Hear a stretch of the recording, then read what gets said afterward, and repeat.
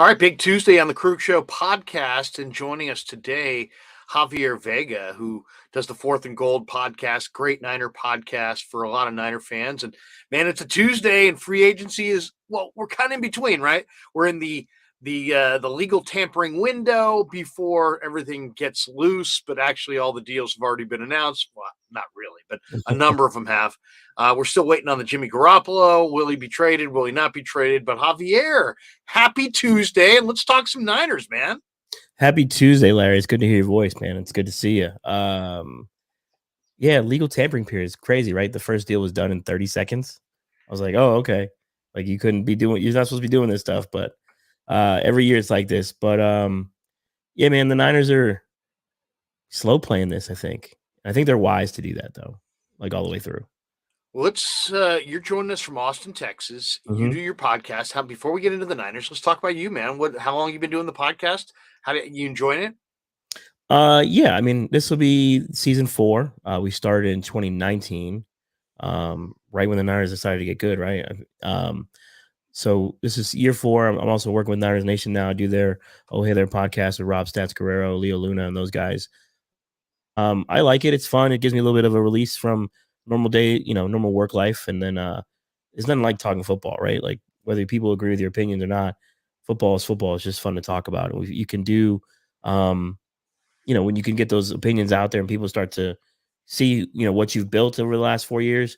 It's pretty unique. I never thought in a million years I'd get on KMBR with Dieter or have you on my show or get on 95.7 from Austin, right? And then get credentialed at the Senior Bowl. It's been a really fun ride last 4 years, so I can't complain about it at all. So you were in Mobile earlier this month for the Senior Mhm. Bowl. So we'll get into that, man. I love I love that. to pick your brain on that week. So tell me a little bit about yourself. So to me, it's like you don't know somebody until you know what their sports fans for what their teams are. For me, I'm a Bay Area guy. Grew up in the Sunset District, so I'm Giants, Niners, Warriors, Sharks. Those are my teams. I went to Sac State. I root for A&M in college football because my neighbor was a big A&M fan. But those are my teams. So you're in Austin. I got to think you're a Niner. I'm guessing. Let me think. Maybe Yankees. Do you have an NBA team? Where are you from, Javier? And who are your teams? I'm originally from Bethlehem, Pennsylvania, so Okay. outside of Philadelphia. If anyone knows, obviously everyone knows who Dwayne Johnson is. Dwayne Johnson went to my rival high school, played football with my dad at Freedom High School, so up in the northeast part of the country. So Pennsylvania originally. Went to the military, lived in Seattle for 5 years. I was stationed on the USS Abraham Lincoln, so I had to deal with Seahawks fans during their run, and when they lost to the Super Bowl against Pittsburgh. So that was a fun time when I lived up there. As far as sports teams go, I grew up as a Niner fan because my cousins are like 6, 7 years older than me. And I would spend a lot of time on Sundays at my cousin's house and they'd always have the Niners games on. So it was Ricky, it was Jerry, it was Steve, it was those teams. And I just grew to love them. And growing up in Philadelphia or around the Philadelphia area, I just didn't like Eagles fans. Like they just rubbed me the wrong way. So I just never got onto the Eagles thing. And then my dad's from the Bronx, so it wasn't really much of a choice in the house about who you rooting for in baseball. So I just stuck with the Yankees and been with them ever since. I grew up watching Jeter and Paul O'Neill, the Roger Clemens years, Andy Pettit, all those guys, Mike Mussina, Tino Martinez. There was a fun time. As far as basketball goes, I just kind of just like basketball at this point. I don't know if I can have a team loyalty anymore if these players aren't loyal to their teams either. And I don't blame them for not being loyal, but I do enjoy watching Steph and Clay. And I really like what the Bulls have done with DeMar DeRozan this year. Can't go wrong with the Spurs and their run and Tim Duncan. Obviously, LeBron, I like LeBron the player. I just don't like some of his GM tactics. But otherwise, basketball is fun. It's just it's not my go-to sport. You know what I mean? So, but it's usually baseball and football. Yeah, come aboard my Warrior train. We'll take Warriors can always take another fan. I mean, they're fun. They're fun to root for. Draymond Green and the boys. They got a shot this year. I don't know if they're going to win it, but we'll get into that another time. But let's talk Niners, man. This is a great time of year. What'd you think of the move so far? Why don't we start with the corner last night from the Chiefs, Charvarius Ward. Good sized corner, undrafted out of college, really good athlete by the Cowboys traded him though at the end of I believe the 2018 training camp and preseason to Kansas City for an offensive lineman that just turned into a bust for Dallas. So it was a bad deal for them. Brett Veach has thrown this guy out there. A lot of Niner fans ripping this move, saying, "Well, there's no interception production, ball skills, blah blah blah blah blah." Give me your thoughts. What do you think, Charvarius Ward? I like it, right? And I went into this offseason thinking the Niners would be, and I'm going to use John Lynch's term, aggressively prudent here. They're going to be prudent with some of these decisions they have to make because of the way their roster's constructed. I didn't expect him to go get a J.C. Jackson or, maybe they were in on Gilmore, and I think they were, and maybe Carlton Davis, but I didn't think they were going to go spend $14, $15, $16 million a year on a corner. So they went to Javarius Ward. Now, this is where the Niners are an analytical team. So if you look at the next gen stats, completion percentage allowed last year, 44.8, second in the NFL. Average target separation, 2 yards, first in the NFL. Tight window rate, 46.3, first in the NFL. Covered success rate, 64.2. That was fourth in the NFL. So these are top 5 corner numbers for a guy who's going to make top 15 cornerback money. So I like the decision, right? And I'm not the biggest Ambry Thomas guy, so this is a natural upgrade for me for the 49ers. If you can have Emmanuel Moseley and Charvarius Ward on the outside, that would be ideal. And maybe the Niners go do something else and get a cheaper free agent signing like a Casey Hayward who could probably play slot for you. We all know the Niners need to upgrade their secondary, right? This is an upgrade. For those who are out there complaining about it, would you rather have Josh Norman, Dre Kirkpatrick, Kennard out there playing corner? Probably not. So this is a good signing. This is a signing that's going to benefit them. And I think part of it is they also wanted to keep a young secondary, right? He's only 25 years old. Emmanuel Moseley's 25. Ambry and Demo are both 22. This team is going to have part of this is the natural roster churn that has to happen for the 49ers. This is year 6, right? Guys that are here in year 1 of this regime aren't going to be here. They're just churning and churning and churning. And this is an ideal situation for them to go get a guy who's 25 years old, coming from a winning culture, coming from a guy who has plenty of playoff experience, coming from a guy who's won a Super Bowl.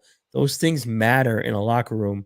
And then you place him with a Jimmy Ward. You place him with Emmanuel Moseley. Oh, and by the way, the Niners have a pretty damn good defensive line. So that's also going to help him out too. So I don't see very many negatives here with this signing. It's not the flashy name. It's not the big name.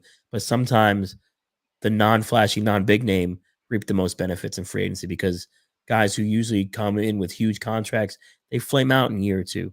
Could this guy be a guy who's here long-term? Could he be here 4 or 5 years? Potentially. He's young. He's got the skills. He's got good size. I like it. I'm not like a homer about the Niners, but I think this was a smart move. Yeah. I like it as well. Here's the only stat that I really care about when it comes to free agents. The age. Because, every year you only have so many years in the NFL in your body.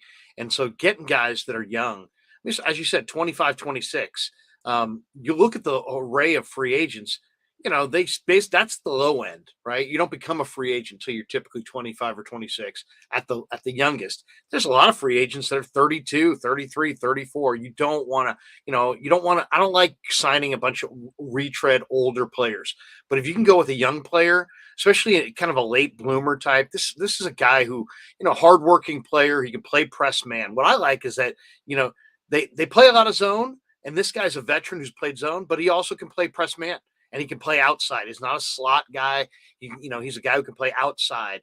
And I like it as well. I mean, as far as how much money, that's a supply and demand thing, really. There's only so many corners. There's so many teams, depending on the interest. Your price tag in this whole free agent game is a lot about, how many other players are out there at this premium position.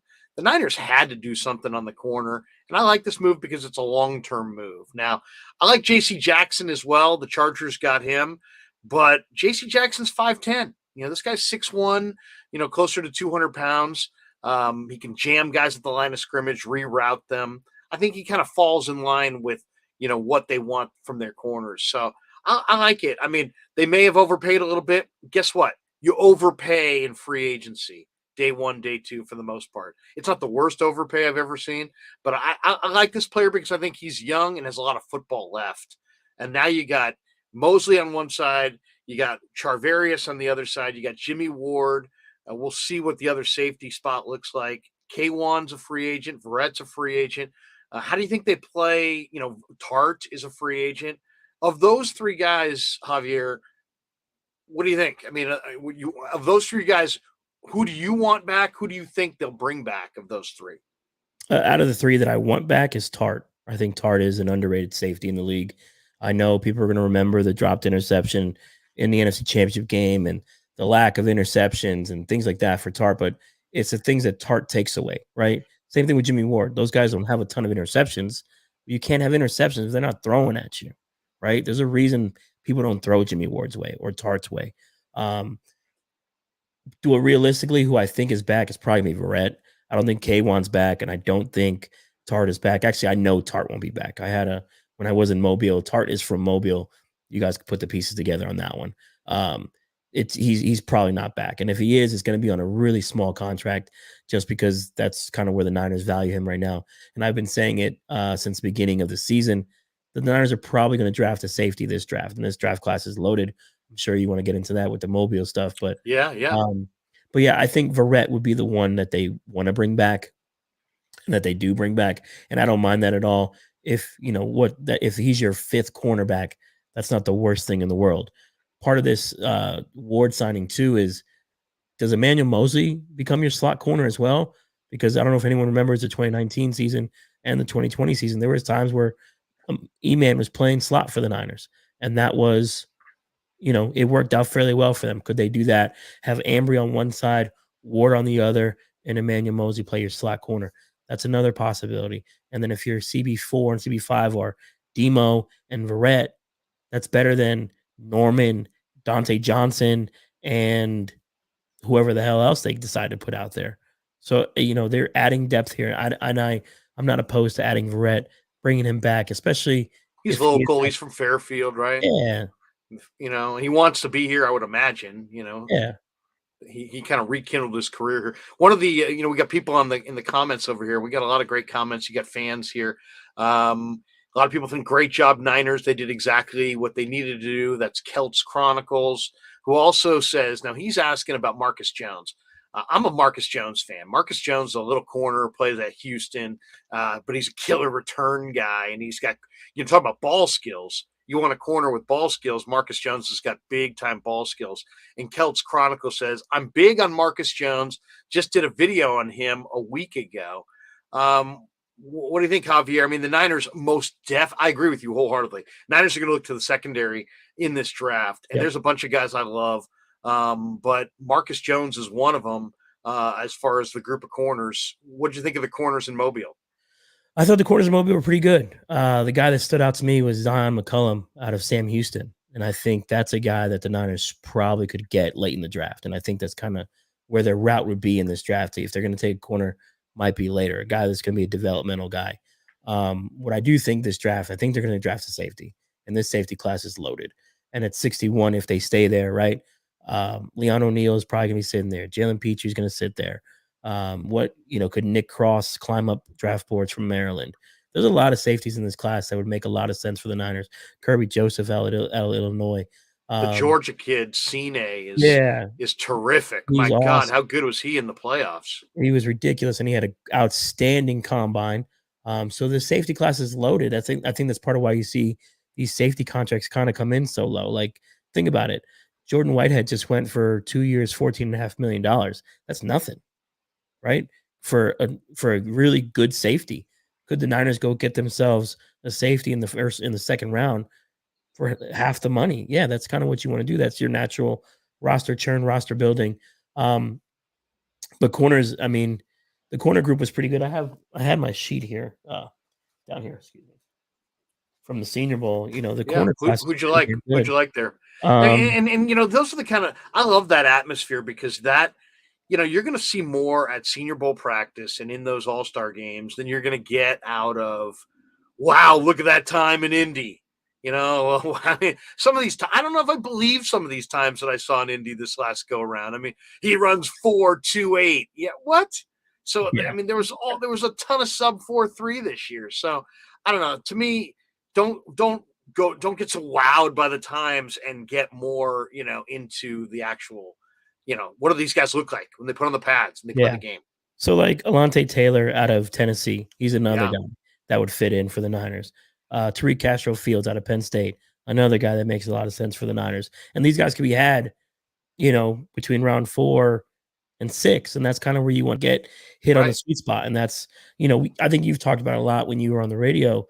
The Niners scouting department has been very successful drafting from round 3 on. So let your scouts do their job and find this talent. And the Niners scouts, when I was out there, they were around Cam Taylor-Britt out of Nebraska. They were around Castro Fields. They were around Alontae Taylor a lot, and they were around Zion McCollum quite a bit. And those 4 guys all fit the profile for the Niners, which would be, if you can get great value out of those type of guys, right? If they just come in and somehow work their way into a CB3 role, provide you some special teams value, and then eventually, because Emmanuel Moses is on a pretty short-term deal, maybe they replace him, right? And you get cheaper and you get younger, and you keep churning this roster the correct way instead of having to go overpay every year in free agency to fill a hole that you shouldn't have to do if you drafted correctly. So this corner class is good. Kobe Bryant was another one that stood out from Cincinnati. That's a big name a lot of people like. The only thing with him, to me, he kind of looked like a dude. He just kind of like, he didn't stand out or anything, Right. but he was always in the hip pocket of the receivers and the tight ends. He did a pretty good job out there. So there's a lot of talent in this class, but I'm really more excited about the safeties, to be honest. The A&M safety, Leon O'Neal, I saw comment that he would, the Niners, when they asked him about, like, hey, what was it like meeting the Niners, and he lit up like a Christmas tree. And I'm an A&M fan, so I watch A&M every Saturday. This is a good player. He's He's electric. yeah, Leon O'Neal's a good player. So that's and A&M's got another, Michael Clemens off the edge is a really, really good player, and Weidemeyer, the tight end, is a really good player. I mean, A&M's got some good players in this upcoming draft. It'll be interesting to see if the Niners go in that direction. What did you think of the linebacker signing today from the Packers? A lot of people read into that. 49ers, I thought last year had the best linebackers in the game. I mean, if you really want to look at it, maybe there's a couple teams in the league that could rival it, but you got Warner, you got Greenlaw, and you got Azeez Al-Shaair. All those guys are incredibly fast, instinctive, and make plays. And the Niners go with 2 stacked linebackers and a 5-man front a lot of the time. So one of those guys sometimes isn't even seeing the field. Then I thought Marcel Harris played well when he was in there this year. Demetrius Flanagan-Foles, they just re-signed. He's in this mix as well. And now they added Burks, who played at Oak State, pretty good athletic linebacker. And the read seemed like everybody's read was that they're either going to trade Greenlaw or maybe allow Al-Shaair to sign somewhere and take the pick compensation. What's your read on linebacker? What's your read on the Burks edition? I think it speaks more to Marcel Harris not being back. I think Burks is more of a special teams guy.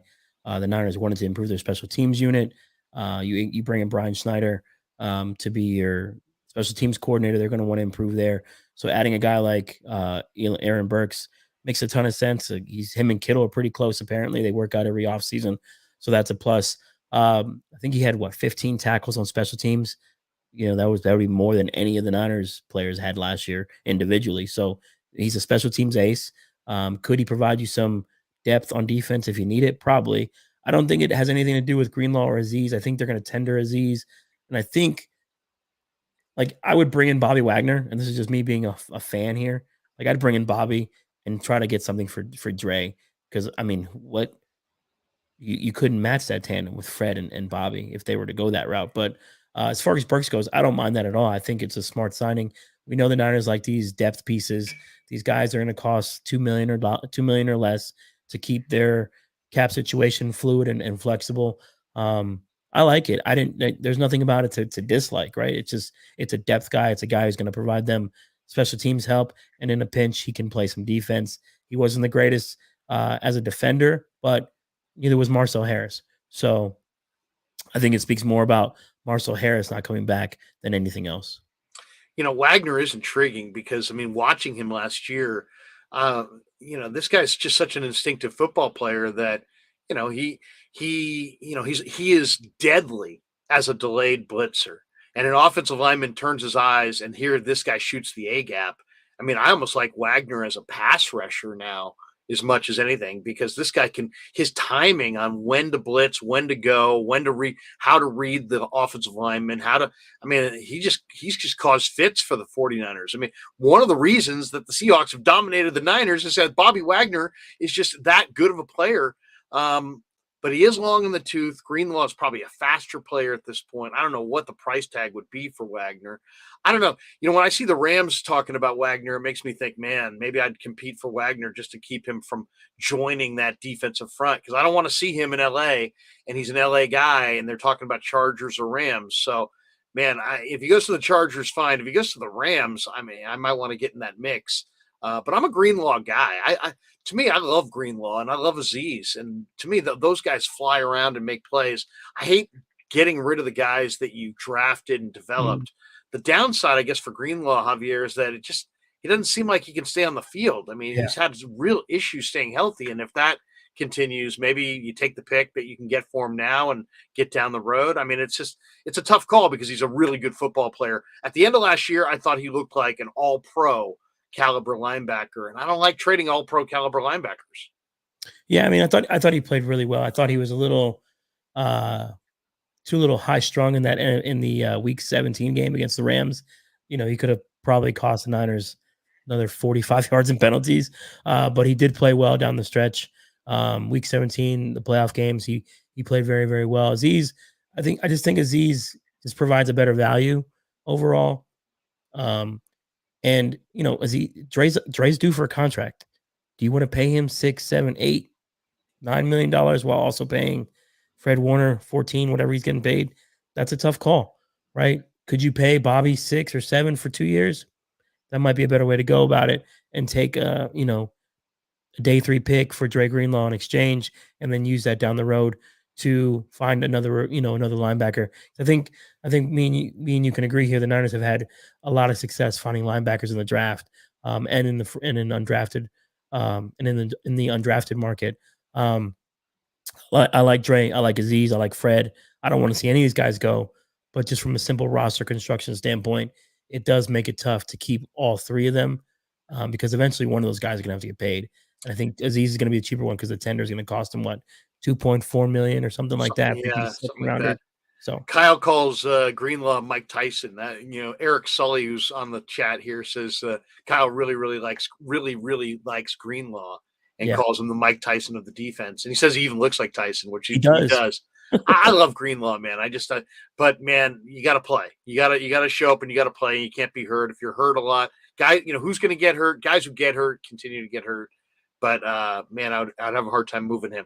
All right, let's talk about the one that really kind of rankles me, because I'm a DJ Jones guy, right? And I've always been a DJ Jones guy. I loved him at Ole Miss. They got him in the 6th round. He's 6 feet 320. He's fast. And he got broken off. I mean, he got huge money from Denver. So I can't really fault the Niners for not giving him $20 million guaranteed. But man, it's hard to see DJ Jones walk out the door, because I like Givens, but you can move Givens in the run game. I like Street, but you can move Street in the run game, and he's not even for sure back. I like Kinlaw, but Kinlaw doesn't have any pass rush compared to DJ. DJ's got a little quickness to him.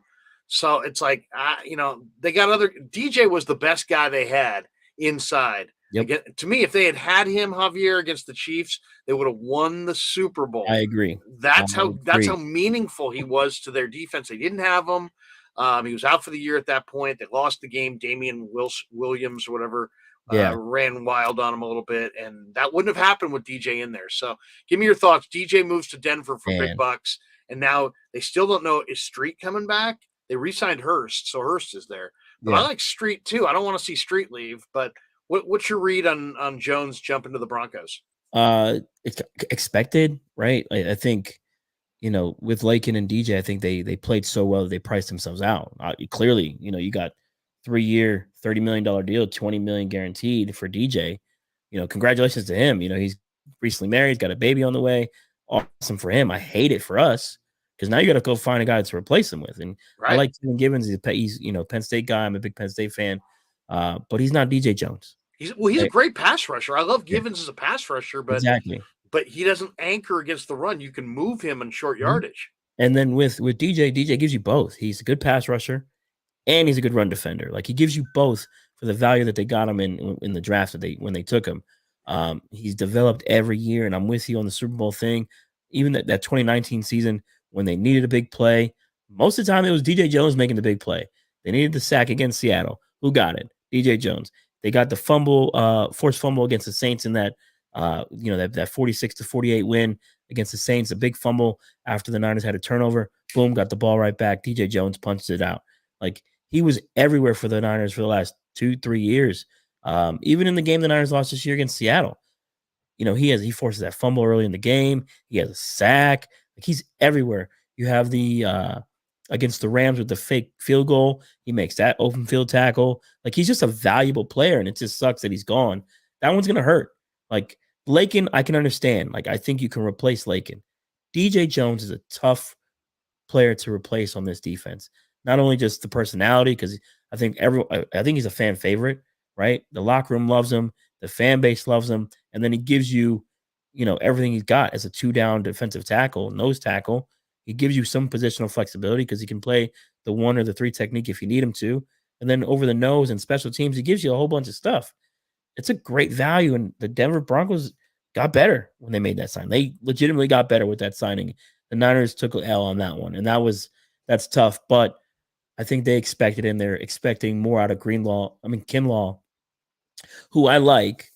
He just has to, 1, stay healthy, and 2, figure out how to keep his pad level low, right? I think we all remember the Armstead and Buckner situation when they first got to the Niners. They were always way too high, and they were getting pushed around. Kinlaw has that same problem, but he can't fix that if he's not on the field.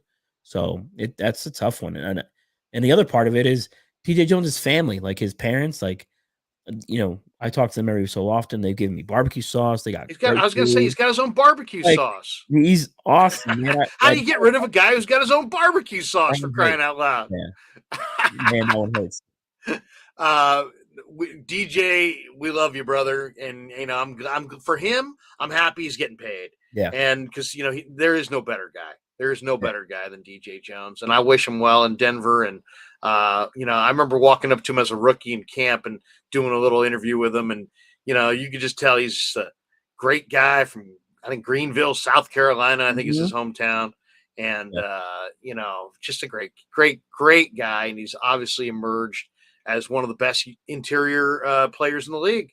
And Denver got a really good player, and the Niners lost a really good player. And it's hard to find their guys. I mean, Kinlaw is the biggest, strongest dude in the room. So it's not like they're taking a back seat. It's not like, oh my God, they're throwing some scrub out there. He's a first-round pick. He's 6'5", 330, and ripped. But, he's got the knee. And can he stay on the field? And can he rush the passer? And as you said, can he play with low pad level? Right now, I see kind of a Ted Washington. He's enormously strong. He can take on double teams. I mean, you need to double team him. He's that strong. But there's no pass rush. Yeah. None. He's just he's a 2-down, run plugging, offensive lineman occupying, run player. He's not a pass rusher. And I just think in today's NFL that you're in the sub package 70% of the time.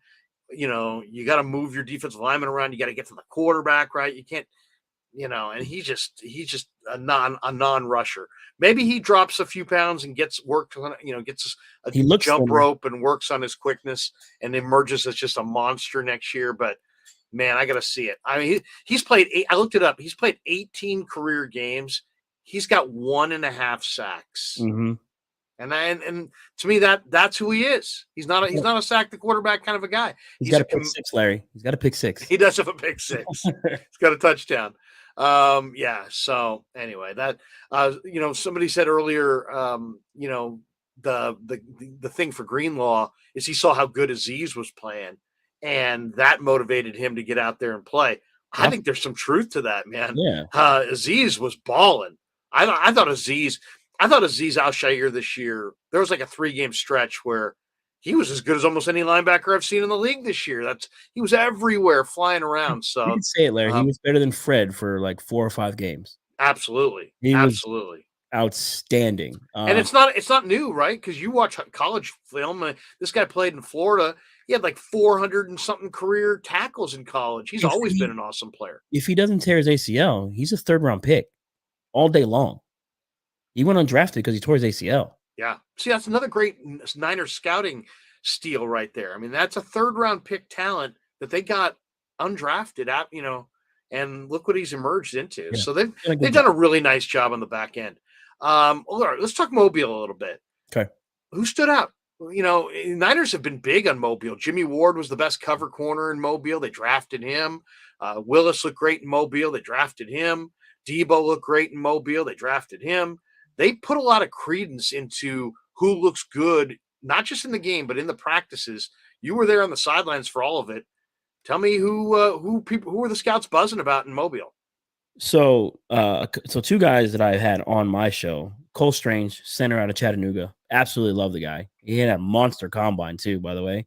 And then Leon O'Neal Jr. had him on my pod as well. So those 2 guys stood out. Yeah. Leon, when I said Leon's electric, and I came away like I'm not a professional, broadcaster or journalist or whatever, but that was the most engaging, electric conversation I've ever had as far as a player ever.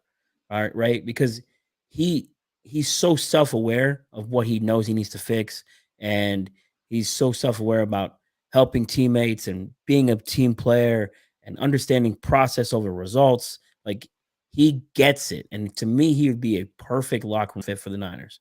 Right, he can play box safety, he can play single high safety. He does everything you ask of him.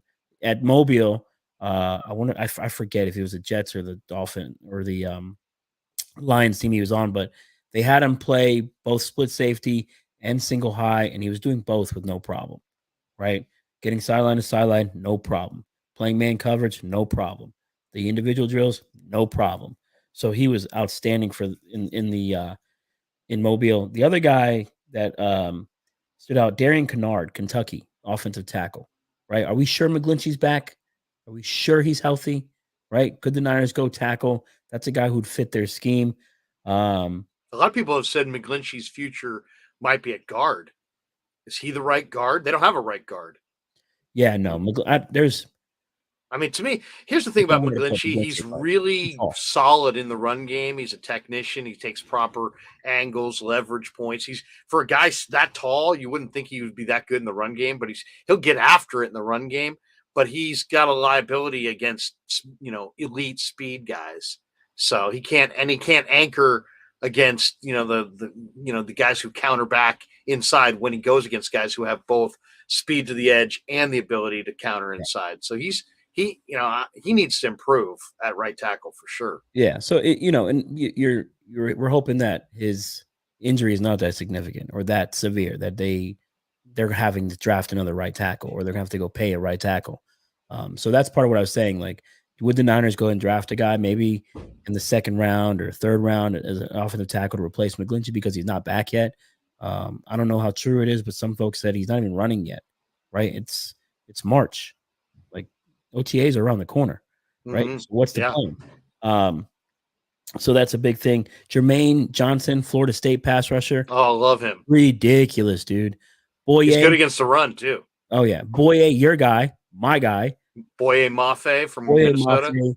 I stood next to Eric Crocker. You know who Eric Crocker is. Everyone in the chat probably knows that is. His buddy Ayo is his coach in Minnesota. Oh, nice.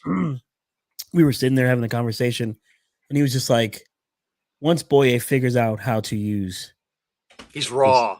Once he has all the physical tools. Yeah, 4.5 speed. He's freaking ridiculous. But once he figures out how to use his hands correctly, learn angles and proper, not taking the bait on the, the stab from the lineman and then engaging them first before they engage him, so that way he wins better. He's going to be a monster. Yeah. If I'm the 49ers and this free agency process works out kind of the way they want to, at 61, if Boye is there, I would be running to the podium. What do you think that's the primary need, Javier? What's like right now, we don't know who they're going to, we don't know if Jimmy's going to be there. There's a lot of unknowns, right? It's mid-March. But right now, the draft were today, their number one need is what, in your opinion? To me, it'd be safety. Safety. Okay. I would go safety. Second would be defensive edge or center. Like because Will O'Neal be there at 61 from A&M?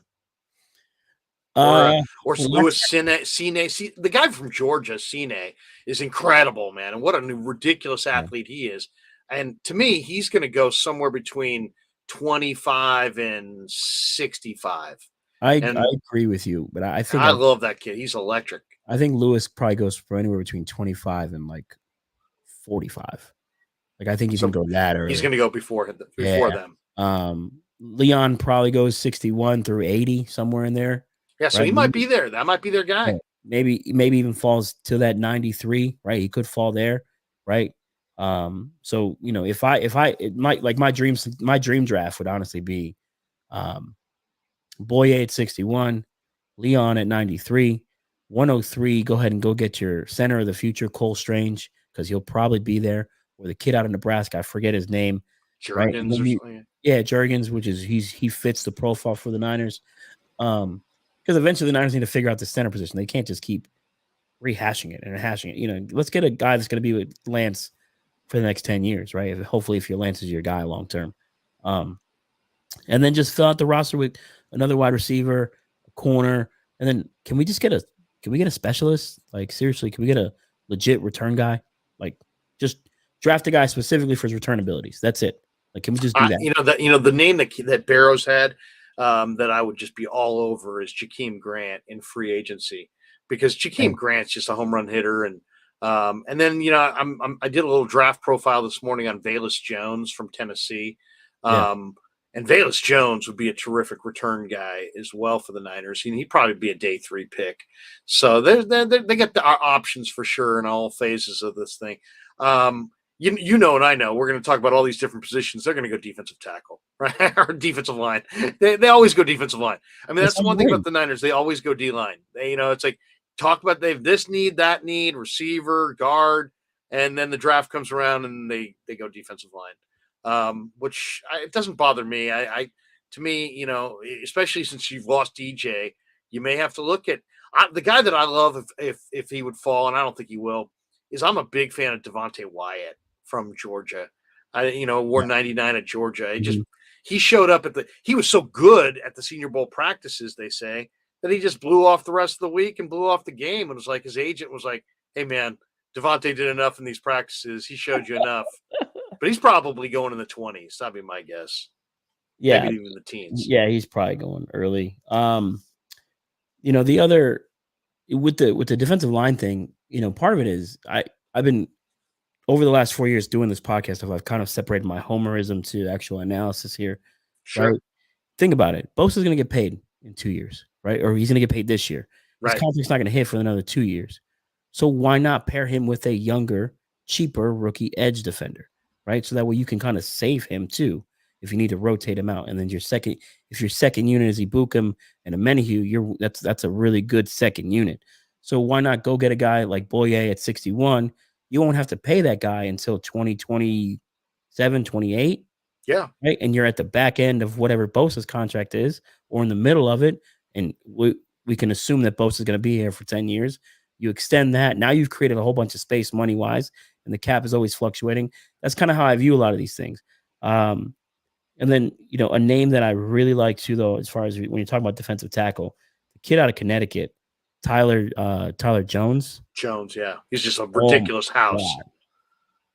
He was the only one to give Zion. He just waltzing guards back into the lap of the quarterback. I mean, that guy's beastly. What did he weigh? Didn't he have 330, 340? 340, 345, something like that. That's ridiculous. Insane. Yeah. And to move like that is just like, oh my God. Right. That's an intriguing. Now let's talk about Jimmy. Hey, look at this, man. We're 40 minutes into this almost. We haven't gone to Jimmy.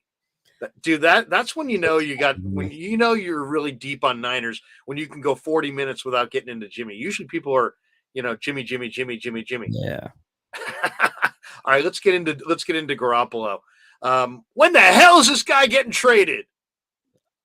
I think he gets cut. And really? I just don't cut him. I don't think they're gonna cut him, but like I would not So you don't buy the Middlecoff, they got a second on the table. No, I do buy the Middlecoff thing. I really do. And why would you cut him then? Because that offer's probably off the table now. Okay, so you're thinking that off. John Middlecoff, for those watching this going, our good buddy John Middlecoff, John, if you're out there, we love you, brother. He reported that, somebody that he talked to in the league, and he's a former Eagles scout, and he knows some people in the league for sure, that he was been told that the Niners had a second-round pick on the table and they were trying to do better.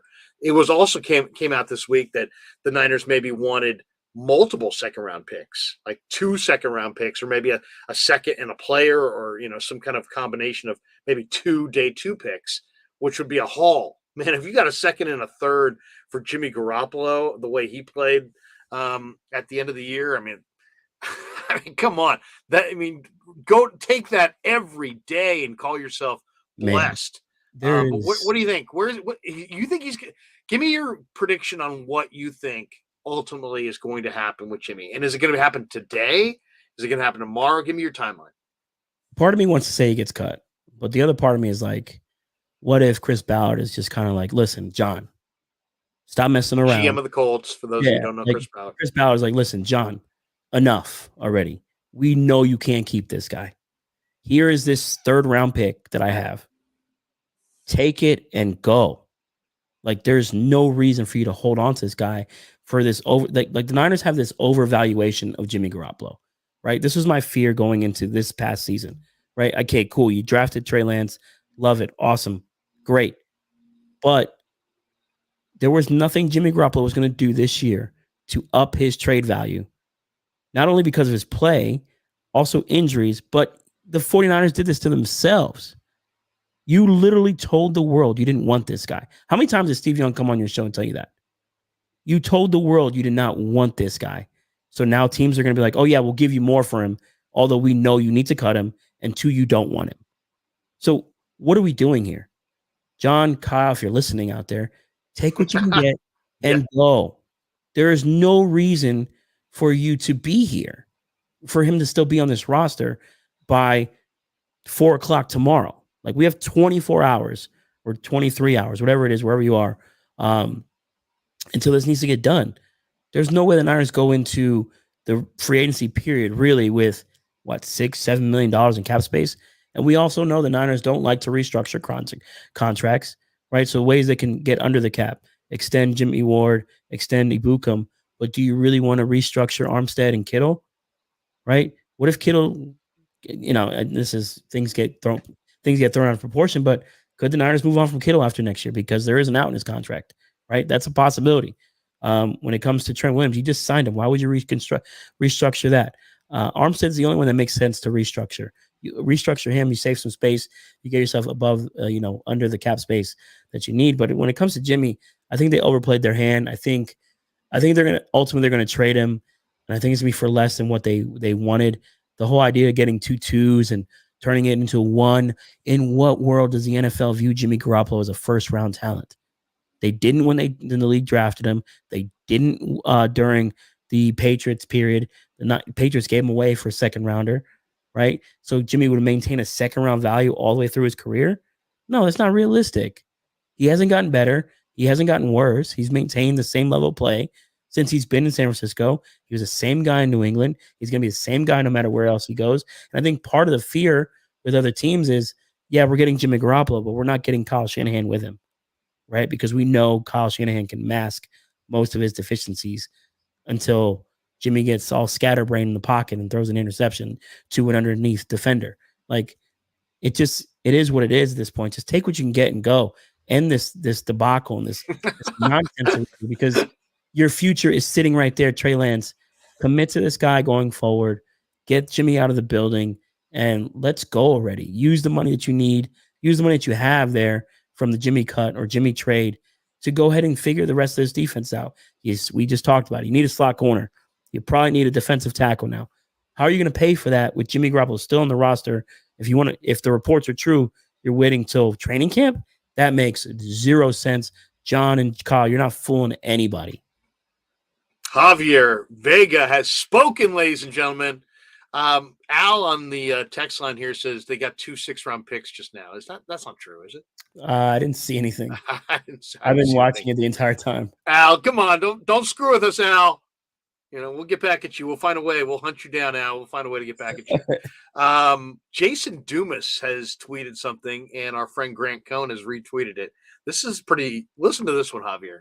Mm-hmm. Source: despite multiple refuted reports, I've been told that there is, in fact, mutual interest between the 49ers and Deshaun Watson, and that is actually one of Deshaun's preferred destinations. Take that, FW, IW, for what it's worth. Jason Dumas. Jason Dumas is a reporter for Cron. Yeah. G-Rad. Little shout out to G-Rad. Yeah. G-Rad's predecessor, or the guy who took it over, basically. Jason Dumas. So what do you think? So that came out, and it's like immediately, the Niners supposedly refuted that. Mayoko, no. Barrows, no. Nothing to Watson. I mean, I will say this. It's such a weird story, dude, because it's like we all know if Watson didn't have these entanglements, they'd be sprinting to Watson and begging and praying for Watson. You want Lance, you want Garoppolo, you want them both, you want picks. Come on, Watson. Larry. But now with all those lawsuits, there's no way. All right. I know the lawsuits are no longer pending, but still the baggage is enormous. So I live in Austin, Texas.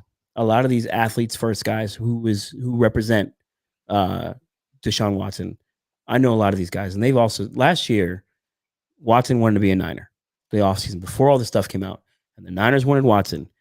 You cannot convince me that the Niners wouldn't have sent 3 first-round picks for Deshaun Watson if they just sent 3 first-round picks for Trey Lance. That ship has sailed now. It's not happening. Deshaun Watson will not be here, and I've never seen a group of beat writers refute a claim so damn fast in my life. I mean, it was like within seconds. Right? John Lynch was like, John Lynch hit the group chat with Mayoko, Barrows, and Lombardi. Like, no. No. Yeah. No. It's not happening. And what would they give? Made me laugh. It was so fast. What would they give? They have nothing to give. You're going to give them Trey Lance and Fred Warner and what? Your second round pick this year, second round pick next year? Like, it doesn't make any sense, right? And he wouldn't even fit cap wise either. Then you get crazy because then, let's say you have to give one of your big time players. Then you're supremely assed out. You know what I mean? Like, now you're rebuilding all the way through because you've given up those 2 first-round picks for Lance. So essentially, you're giving up 2 first-round picks for Lance to go send that over for Watson, plus whatever you may have to give up for players and other picks. It ends up being like a 7-player pick transaction when it's all said and done, and it doesn't make any sense. So no, absolutely not. Deshaun Watson is not going to be a Niner. Think about how that tweet was worded. Mutual interest between Deshaun Watson and the Niners. Of course, Deshaun wants to come here. What quarterback who is pretty damn decent wouldn't want to play in San Francisco? You got Debo, you got Kittle, you got Ayuk, you got Trent Williams. The defense is solid. You've gone to an NFC Championship game last year. Of course, he'd want to be here because he wanted to be here last year. He wanted to be here 2 years ago. The Niners messed up in 2017 by not evaluating him properly and drafting him in the first place. So, Kyle, that's your original sin for not doing it the first time. By the way, Javier, this draft may be a bonanza for the Niners. The comp picks were just awarded. Did you see this? Niners get the 102nd pick, the 105th pick. So 2 picks in the 3rd round. Oh, let's go. 220th pick, the 221st pick. Those are 2 picks in the 6th round. And pick number 262 in round 7. So as it stands, yes, they do not have a number 1. But this is what they currently do have. A 2, 3 3s, a 4, a 5, 3 6s, and a 7. That's a boatload of picks. And they haven't even moved Garoppolo. And if you figure they might get something for Garoppolo between now and the draft, this could be a bonanza draft for the Niners. They have a number of needs, and we've outlined a few of them. But, man, they've got some – they're armed with some picks if they want to get something done in April. That 3rd round, 93, 102, and 105, those are big-time players. That's 3 picks and 12 selections. Like, they could reshape the roster with just those that right there. Yeah. Go get your center. Go get a corner.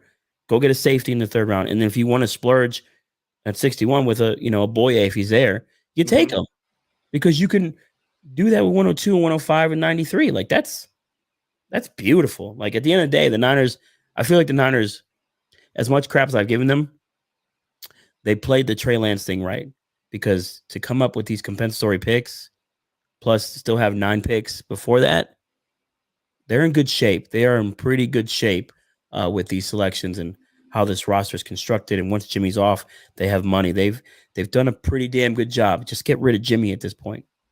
All right, now we're going to delve into the absurd. JCK510. Thoughts on the Kaepernick workout video? Kaepernick, was throwing the ball around with a bunch of nobodies and then basically said, hey, man, I got a bunch of nobodies here. Tyler Lockett reached out to him and said, hey, man, I'll run routes for you. And I think Lockett would like to see him up in Seattle. I think there's a lot of people. I think there's a lot of people that want to see Colin back on the field and want to see what he can do. And I personally, at this point, I mean, it's been a long time. And to me, if you just said Colin Kaepernick, I'd be like, no, ship sailed too long ago. And he was like 2-16 or something like that in his last 18 starts, something absurdly bad.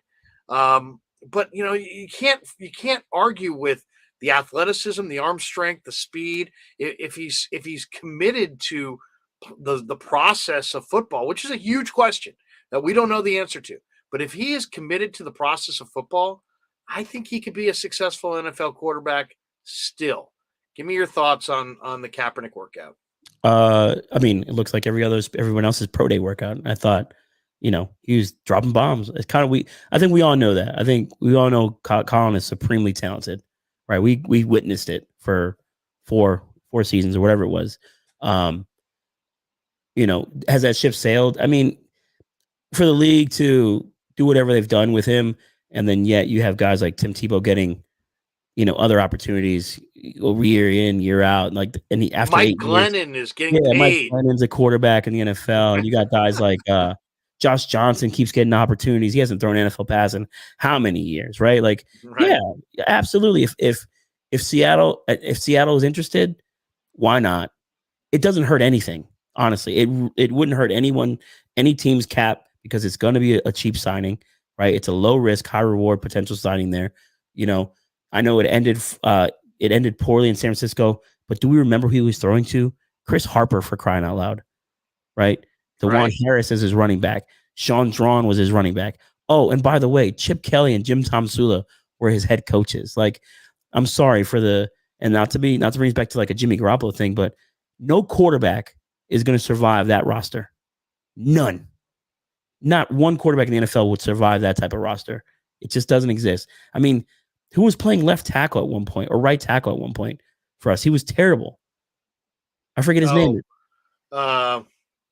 It was their only free agent signing that year too, because no one wanted to come here. I mean, they didn't have a great surrounding cast, but then also to me the Kaepernick game that I think of as kind of like a point where his career was kind of just tilted was the Arizona game where he threw the 2 pick sixes, and it was pretty clear that the defensive coordinator believed that he wasn't throwing with any anticipation, that he was just throwing.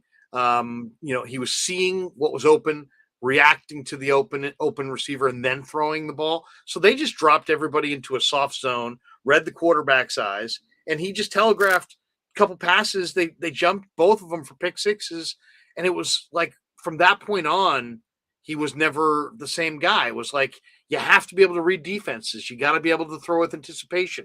You have to have an idea where you're going with the ball pre-snap.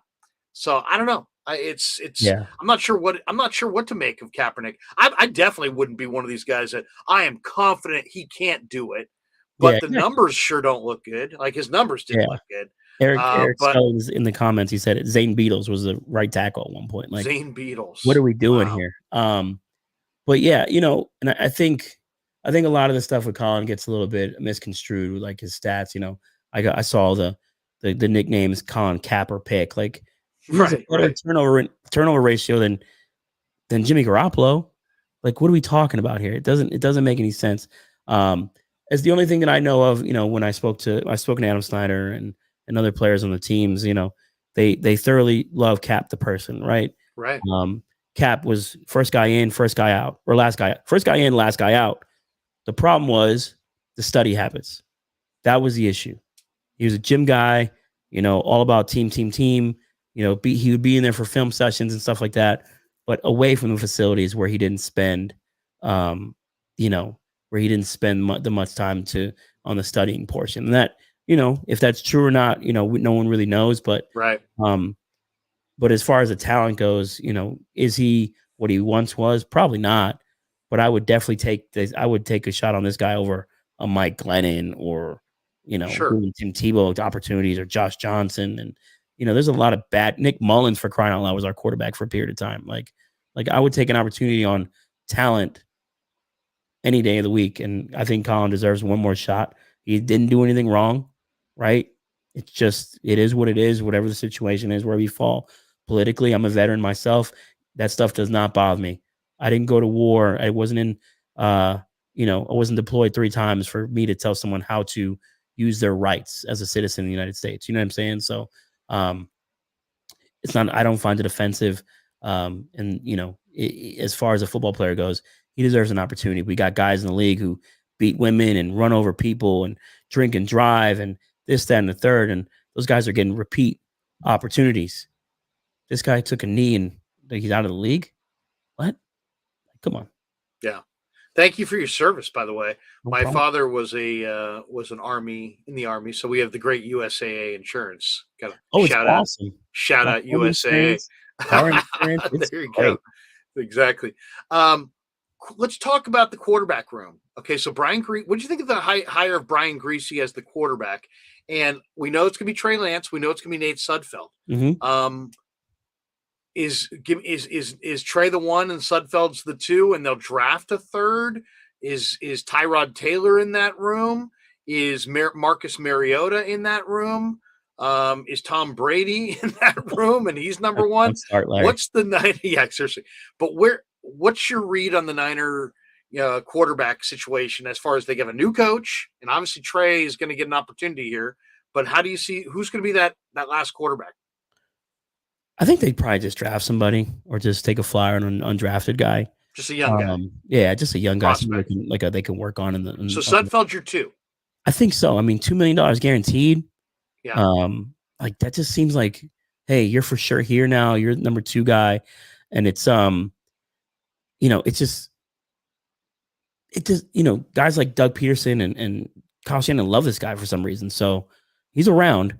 And if he brings some type of value as far as study habits or just, gives them a good look in practice, then they're going to keep him around. So I think it's going to be Lance, Sudfeld, and then they'll probably draft somebody or work the undrafted market and then maybe just see who else is available once kind of free agency dies down. You know what I mean? That late July signing right before camp starts, they get another body in there. As far as Brian Greasy goes, it's a head scratcher, right? Because he's never been a coach. Right. But who better to coach quarterbacks than a former quarterback? And he was a backup for a period of time. He's familiar with the Shanahans, so he understands it, at the very least, the Shanahan principles, right, of the offense. My thing with the quarterback coach, I think that gets misconstrued with some folks is, his job is not to readjust Lance's throwing motion and footwork. It's more to just get Lance ready week in and week out. Hey, this is the game plan. Kyle explained it this way, but if I need to explain it another way to make it make sense, it's what we're going to do here. Also going over coverages and working on those type of things is what the quarterback coach is there for, essentially. I don't see it as an issue. I think he's insulated with some really good offensive coach talent as well. Guys like Bobby Slowick's around, Anthony Lena's in there now, and of course Kyle's still there. So I don't see it as a negative. This one's kind of just wait and see type thing with Brian Greasy. Dude, I love having you on here because you got a great perspective. Let's jump to the running backs. Where are you on Raheem? Is Mostert coming back? Would you want him back? And you were in Mobile. I mean, it seems like Kyle always needs a lot of backs. And I looked at some of the names of guys who are projected to go in day 3 in this draft, running back wise. Ty Chandler from North Carolina, really good running back. Is it Pierre Strong? South Dakota kid. Yeah, South Dakota kid. He's a day 3 running back. BJ Baylor, who I loved at Oregon State. Kevin, I think it's Harris, who played at South Carolina, good running back. There's a number of good running backs, Sincere McCormick and others that may wind up in day 3 of this draft.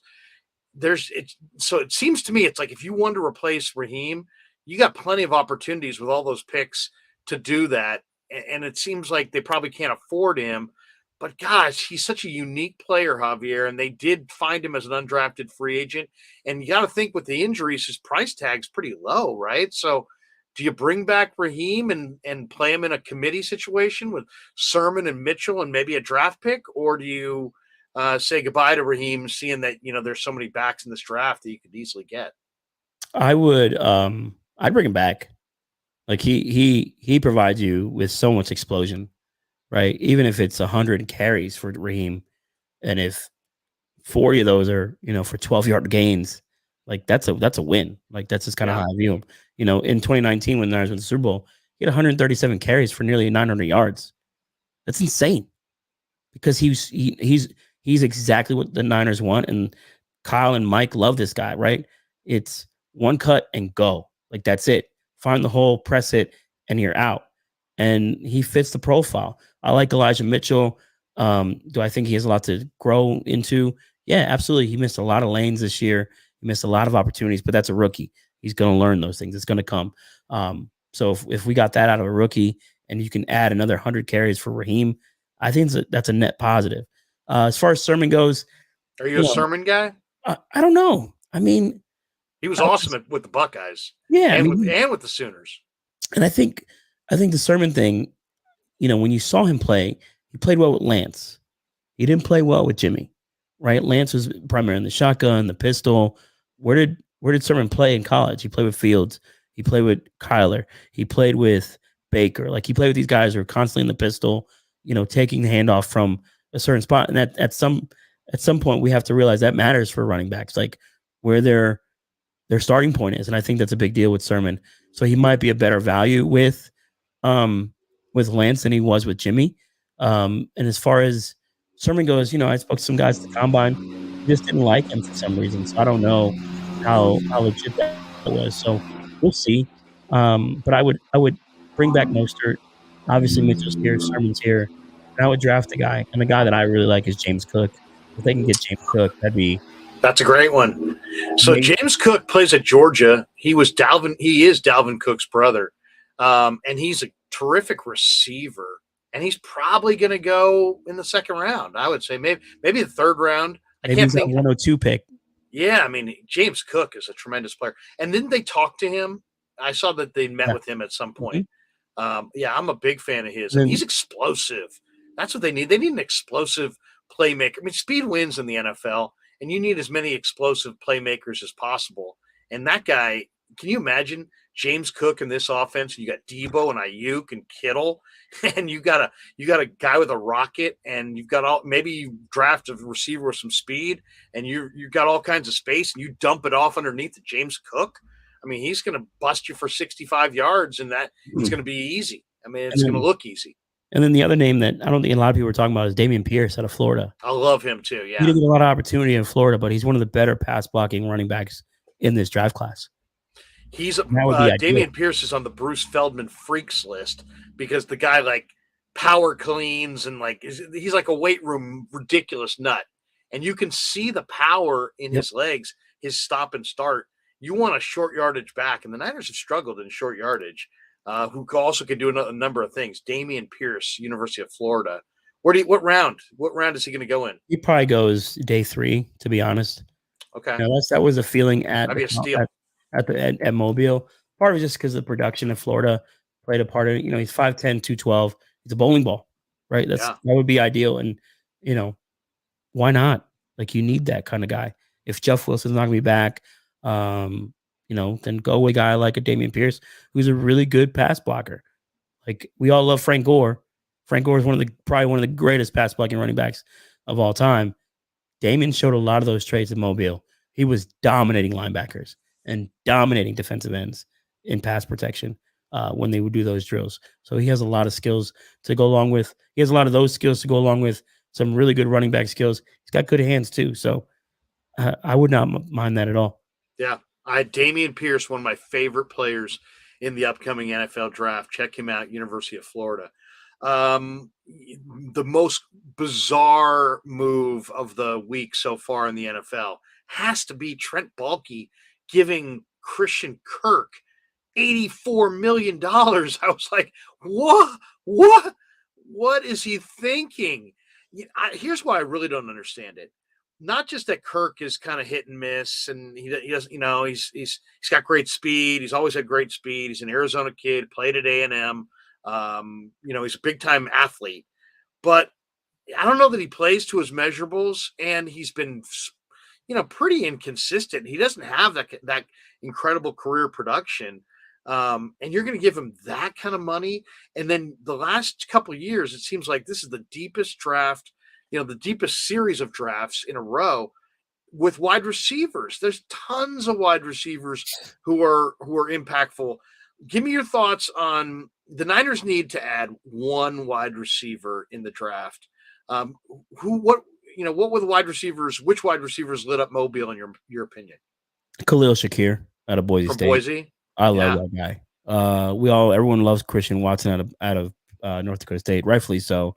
Right, he played with Trey and stuff, but I think Khalil gives the Niners exactly what they're looking for: a bigger slot receiver, guy with some speed, guy with versatility to play all three wide receiver spots. But the Niners need a true slot receiver, right? Like they really need to figure that out because they tried it with Trent Taylor, it just didn't work out. Got a guy with really good catch radius, really good measurables as far as his 3-cone, his short shuttle. Like he's up there. And so really good secure hands, really good breaking tackle ability. Great ball skills. If you watch Shakir at Boise, yeah. I mean, he'll catch. He's got a huge radius.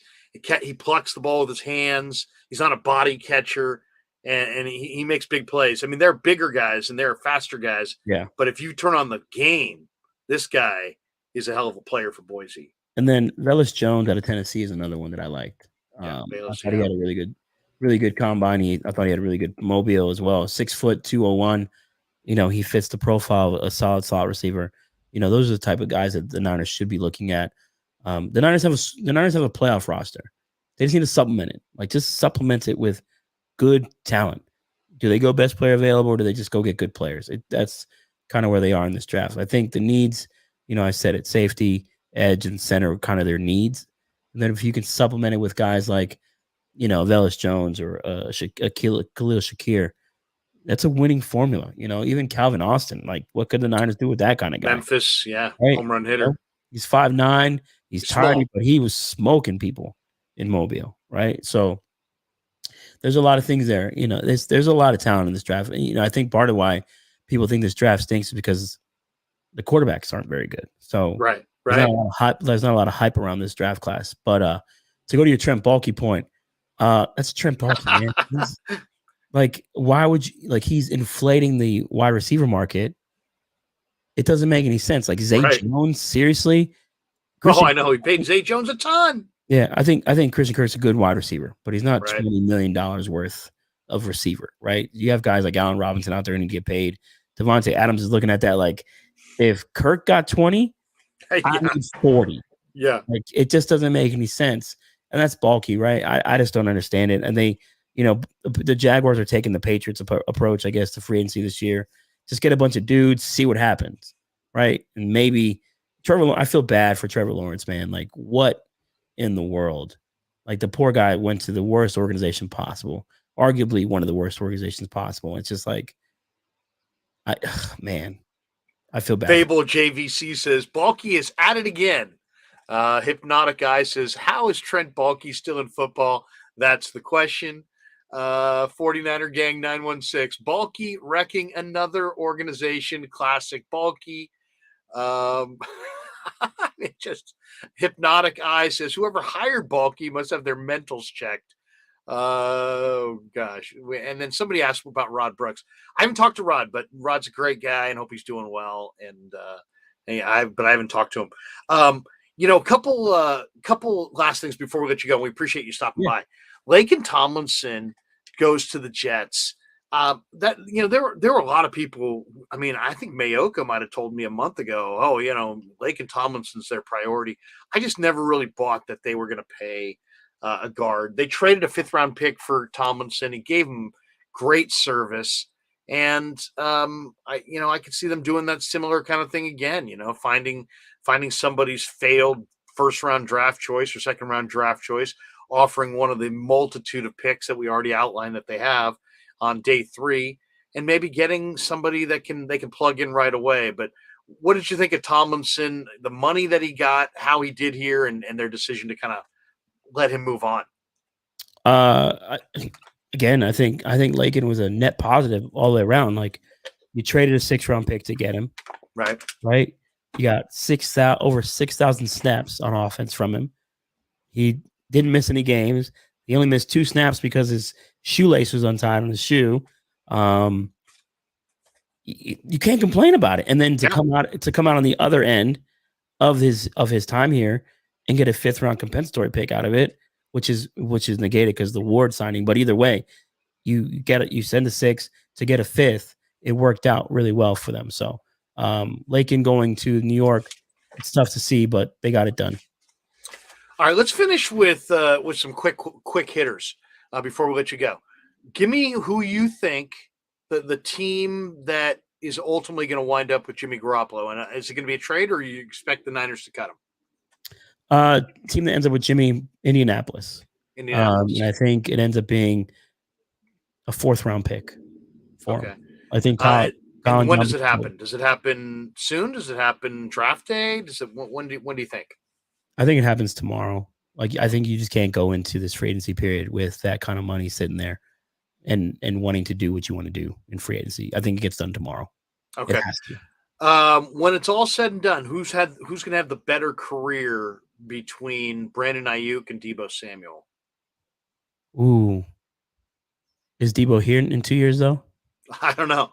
That's a good question. Will they extend him? It sounds like they'd like to extend him. They'd like to make that a priority. I think if Lance is your guy, I think Ayuk is probably going to end up as the better wide receiver. Deebo may end up just being the better player. That's a cop-out answer. So I like both of these guys. Mm-hmm. But I really, really, really, really like Ayuk. Ayuk probably could have had a 1,200-yard year if Jimmy Garoppolo could throw the damn ball past 10 yards, right? Because he was open all the damn time. So I think Lance is going to target him frequently in 2022.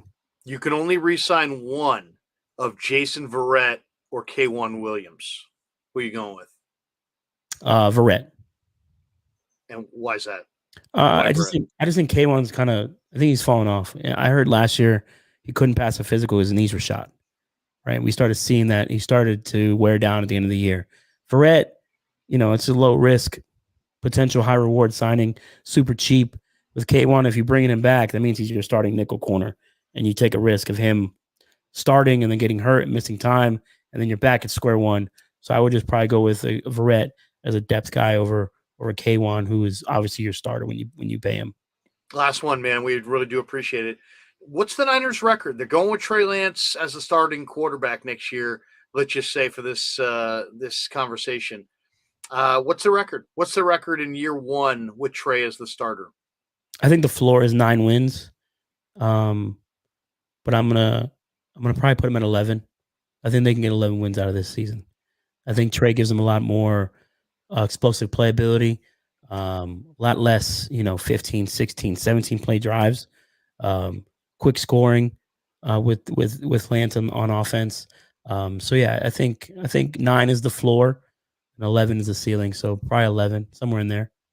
Promote what you got, man. Promote, what you're doing and how people can catch you and tell people about what you put out there.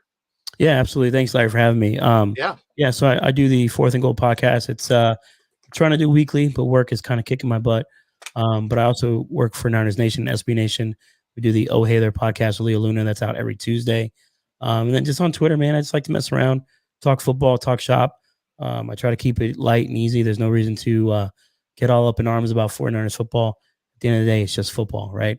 But you can follow me on Twitter at Javier Vega _ and the podcast at Fourth and Goal Podcast on Twitter. So just check those things out. We got hopefully some interviews coming up soon. I'm trying to get Khalil Shakir on and Nick Nice. Cross. So I'm working on those two guys.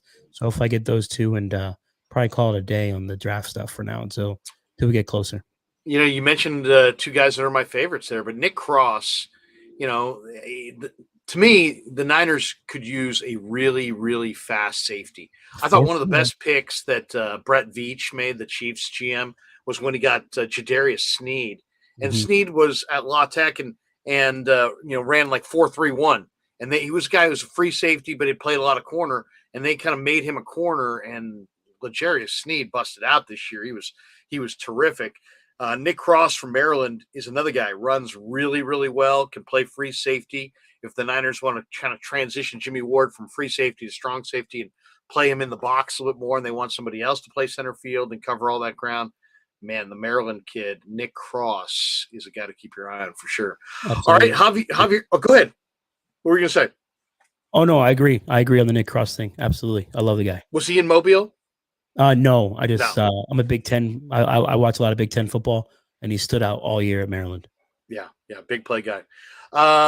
Javier, good luck to you, man. Thanks for stopping by. It's always good to wrap Niner football, and I love doing this YouTube show and all the people who weighed in. A guy asking here, Hypnotic Eye says, Larry, do you know Dino Costa? Yes, I do know Dino Costa. He used to work for Mad Dog back in the Sirius at Sirius XM. Have you heard from him? I have not heard from Dino Costa, but he had strong opinions from what I remember. But thanks to everybody who participated in the chat. And obviously, thanks to you, Javier. Thanks to Len Dempsey, who coordinated a lot of this stuff on the back end. And that does it for the Krueg Show podcast. Until next time, Javier, thanks for coming on. We'll do it again.